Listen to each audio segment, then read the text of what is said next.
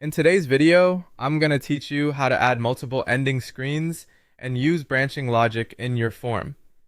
To get started, open your form and look over to the left-hand panel.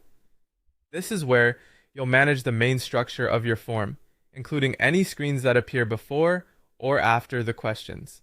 To add multiple ending screens, click the plus icon on the left panel.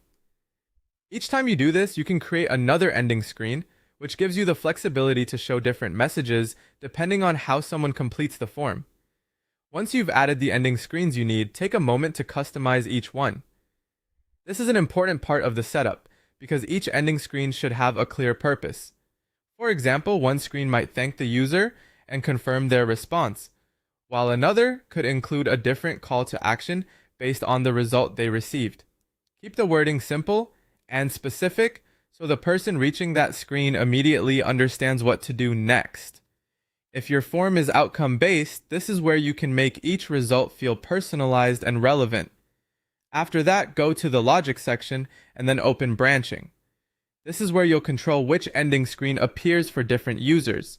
Branching lets your form respond dynamically based on answers, scores, or conditions that you define. In this case, you'll want to focus on your final question, especially if that question determines the user's overall outcome. Now add the logical conditions for that final question.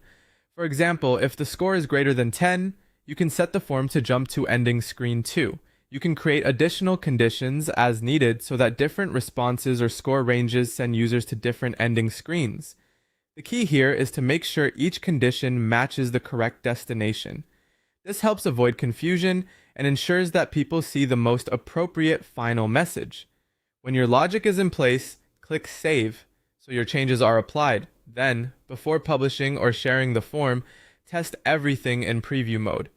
This step is essential because it allows you to go through the form as if you were a real user and confirm that each path leads to the correct ending screen. Try different answer combinations to make sure the branching behaves exactly